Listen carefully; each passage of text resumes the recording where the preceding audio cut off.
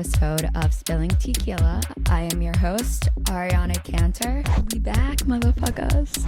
That's why I started this. To spill all the fucking tea. Welcome back to another episode of Spilling Tequila. I'm your host, Ariana Cantor. And Bird Gang, baby. Bleed green. We're back. We're back with another episode, and I'm just representing my favorite football team, the best football team in the fucking world, the Super Bowl champions, the reason I am alive. That's just how the energy goes in Philadelphia, and I wouldn't change it for the world. Philly girl, Bird Gang, baby. This episode today is for all of my listeners, my people, my homies who are either in relationships and don't know how to get out of them, or out of relationships reminiscing on the days when they were in relationships and didn't know how to get out of them. Because the topic today is, you're not a loser because your relationship didn't work. You're actually probably winning. Like the Eagles. Like the Philadelphia fucking Eagles. Like the winners. I just thought of that one quick. That was not planned. I feel so deeply about this topic because it's like a tale as old as time when you hear your friends in relationships and they don't know how to get out of them, or you noticeably can tell that these are the relationships that are not for your friends, or you are in this situation where you're in the relationship and you think your life's going to be over if you leave it and there's nobody else out there for you. Leaving a relationship fucking sucks. It's always hard. There's no easy way to go about it, but I've never felt the need to leave a relationship, leave it, and regret it once I'm healed. It always works out for the better. Like, our intuition inside of us knows what's best for us, which is probably one of the hardest things to listen to, but our intuition will guide us to what's right and what's wrong. If you're feeling like you need to leave something and this person isn't the worst person in the world, your intuition just knows it's not for you. And honestly, do you have your blinders on? Is this person even that fucking great? Because if this person was that great and you're a person, you wouldn't want to leave them. It's okay to want more. It's okay to not be satisfied in something. It's honestly unacceptable in my book to stay in something because you feel like you're going to be a loser to society and no one else is going to love you if you leave it. Because that's just not true. You're honestly a loser for staying in the relationship that you're not winning in. You know, perspective. It's all fucking about perspective. That's the easy way to phrase it. I mean, I just know that any of my serious relationships that I've had, there has been a time that has come where my blinders are off. I'm seeing things for what they are, because at the end of the day, you're learning someone, and that takes whatever amount of time it does for you to recognize this is your person, this is not your person. And you see this person for who they are, and you realize that just doesn't work for you. Or maybe you saw this person for who they are, but you were ignorant to it because you wanted it to be something else. And then finally the realization hits that this person isn't what you created in your mind. And now you have to fucking live with this person. Maybe you don't live together, but you have to live with them in a fucking relationship together. And it's not for you. It's not healthy. It's not for you. You don't want it.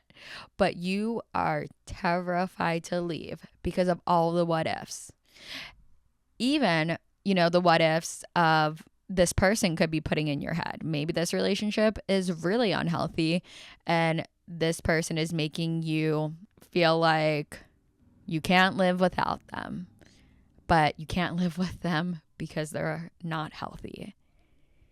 That's really when you have to go. It's just so confusing. It's so confusing to be in the situation where you're in a relationship and you want it to work. I think that's what really confuses it, is that you don't want this relationship not to work. So any little piece of hope, chance that you can receive, any way you can alter your view on this relationship, oh, it's really not that bad, maybe I could live with this, maybe I'm the one that's like in the wrong, whichever way you can alter it, you're gonna try so that you don't have to end this relationship. We've all been there. I've been there multiple times. I have known so deep inside of me that something was not for me, and then jumped right back into it and pretended like, oh, we can make this work. And it becomes a sick cycle. It really does. And the cycle is being in it, knowing it doesn't work, taking a step back, recognizing it, and then feeling the emotions of you having to leave and all of the what ifs and jumping right back in so that you can avoid them. I've done that a lot. And then when you get into this cycle, you're taking yourself into like a really unhealthy place. Like, how are you going to focus on yourself if you can't even listen to yourself about what you want? And also, what makes you feel so unworthy? Like, what makes you think that this relationship is all you have in life, that this relationship is more important than your intuition telling you that it's not even for you? Where does that even like come across to you? I feel like we don't ask ourselves these questions when we are in these situations. We really struggle inside going through it because a lot of times, and I've definitely been in the wrong for doing this. We tell friends what's going on. We tell friends that we want to leave a relationship, and the advice is just leave. We don't really get asked questions about why we're feeling that way. What's making us want to leave? What's making us want to stay? You know, what are the pros and cons? Is this relationship healthy? What questions can dig deep inside to help you recognize what you feel and why you feel it?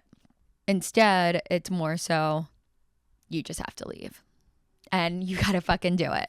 And then we literally are stuck with ourselves in this constant battle of hiding things and going back and blaming ourselves and causing all this all of this chaos in life for a motherfucking relationship. Listen, I think love is beautiful. I am excited for the day I'm in love again. I think having a partner, being in a relationship, it's great. Like I see the beauty in it, but it is not more important than my own sanity, than your own individual sanity. Life is really enjoyable when you have people to share it with.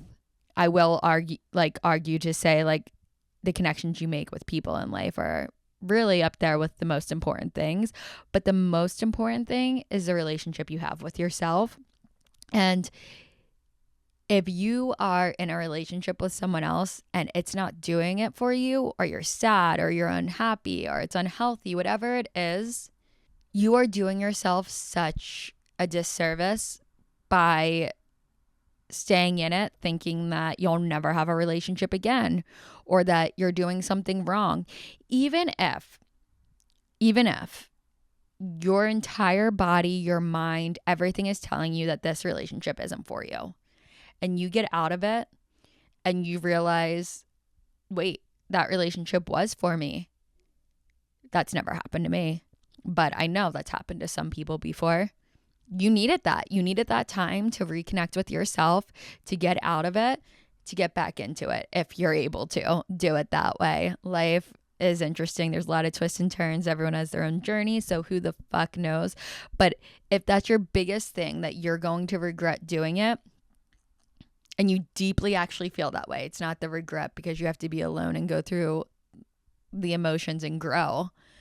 then you had to figure it out that way. And then whatever's next, whatever is meant to be, whatever is meant to be. Emotions are so heightened in the moment of hard decisions in life. And it makes us feel like it's always going to be that way. Like it's always going to be difficult. It's always going to be hard, but that's just not true. Anytime have gone through a breakup, there's like a certain time frame. There's no, I don't know the exact days or weeks or months that it takes to heal from something, but there's a time frame that you just have to get through.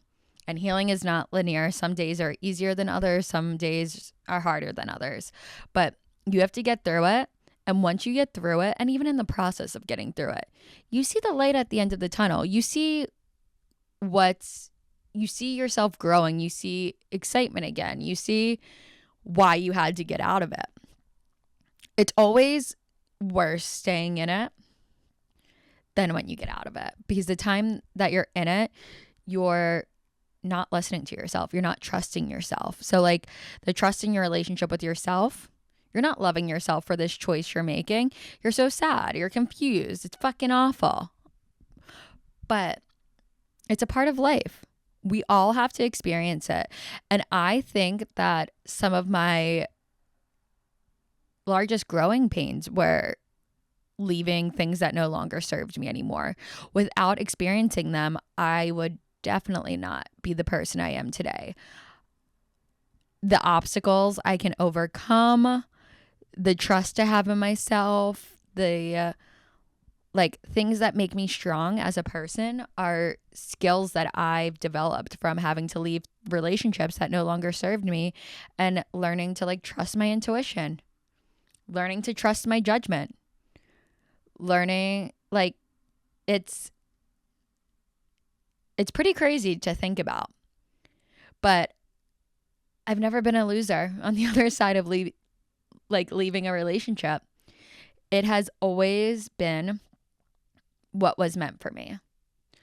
The relationships were meant to happen, and they were at one point in time exactly what I wanted and what I needed. And then there becomes a time where maybe it's not anymore, and it's what you fucking signed up for. Now, do you have to listen to what I'm saying? No, but then you could turn this podcast off, because if you're listening to it, you want to listen. You can take your earphones out. You can put it on mute. That's what I mean by this. It's a part of life. And it's a hard part of life. But I think that on the other side of hard choices, we're rewarded. And there's no one in this world just has a simple, easy life. Maybe some people have some people have more simple lives than others. And some people have certain attachment styles in relationships. So it could be harder for them to leave because of this specific reason, this trigger, this traumatic experience that they've had. But it's never impossible. And the longer you stay in it, I don't know, actually. So this is where it also becomes tricky, because sometimes, a lot of the time, you have to let other people run the course of their relationship for when they feel ready to leave.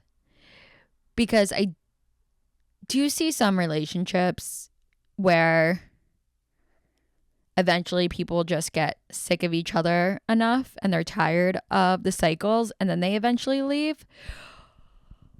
But their life probably would have been a lot easier if they left sooner. They just had to do it that way. And I've been a victim of that. I've stayed much longer when I should have left sooner. And who's to say if I would have left sooner, what the difference would have been? I think probably would have just made me trust myself more and stronger. But I was too weak in those moments, which is something that I think is also so important to give yourself grace for. Because as long as you get out of it, you're fucking winning. And it's definitely not talked about enough, the post-breakup glow up. It's like a whole new world. Whole new world you are experiencing, where you just got through something that was not easy to get through. It was sad. It was devastating. It felt life ending. All of these horrible thoughts. And then you find happiness again. You find light again, all in yourself. You feel like a boss ass bitch. You always get hotter. You always get hotter. And you're like, wait, I would not have had these experiences in life again that are exciting, that are new, that are fresh, that feel like aligned if I would have stayed in that relationship that I was clearly unhappy in. Let's fucking go. Let's turn up. Let's live our best life. I love seeing a girl get out of a relationship and thriving. Fucking thriving. I mean, I see it often. I've experienced it quite a few times. It's like you get your fucking mojo back. Lost your mojo, you get it back. And it's kind of unexplainable how you can be so sad and think, how will I ever get through this? And then you get to the happy moment and you think, how would I have ever missed this? Why the fuck did I stay longer? The mind can be such a complicated place to be, but we're there 24/7 no matter what, whether we like it or not. That's why I try to understand it. Because if we just listen to ourselves for the hard moments, build up that trust within ourselves to know that something isn't working anymore, leave. Know that there obviously is something on the other side of it that we have to get to, that it's all going to make sense one day.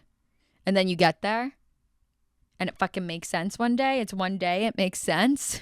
Honestly, it's so much about learning because you never know how you're going to feel. You just know how you feel in the moment and that you really should listen to it. The last person in this world that you should doubt is yourself. But that's a whole other topic in another episode because we live in a world where it's so common to doubt ourselves. Why would we know what to do with ourselves? Why would there be something in us guiding us? Why would that happen? Why do we need to go and ask our friends or a therapist or even ChatGPT now for all the answers? Why can't we have them?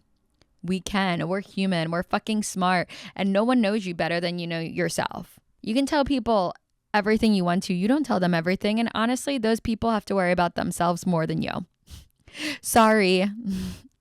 And therapists are great, but like still, you know.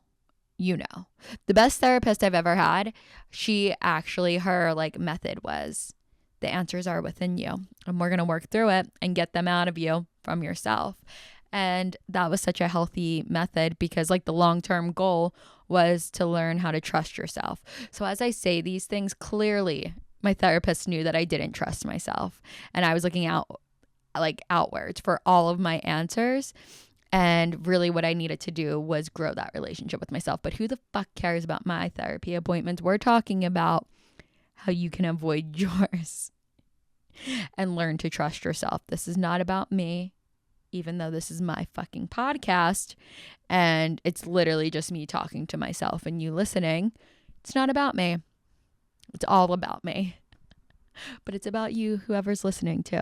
I want you to relate. And I want you to know that you're not a loser for a relationship not working out. You don't have to feel like a failure. It is not the end of the world. It's the start of something new. And I admire someone more who's able to get out of a relationship versus someone who's staying in it because they are afraid of how they will look or feel like a failure. Because sometimes life works, sometimes life doesn't. And I respect people putting themselves out there, people trying, people putting their emotions on the line and wanting something so beautiful for themselves. And then I admire people that can understand it's not working and that there's more life out there. There's always fucking more life out there. It's never over, unfortunately. I crack myself up. We just have to make light of it all, right? Okay, well, I felt called to let whoever is listening know that you're not a loser if your relationship doesn't work or it's not working. You're a winner for fucking getting out of it and at least putting yourself out there and taking a risk on yourself. So, yeah, that is my message today. I hope you like it. If you want to talk more about it, hit me up. You know where to fucking find me. Let's discuss further. But seriously, if you are going through something, if you have any further questions, like, clearly I care. So we can discuss it. And I will talk to you later. We'll kick it sometime soon. You know the drill. All right.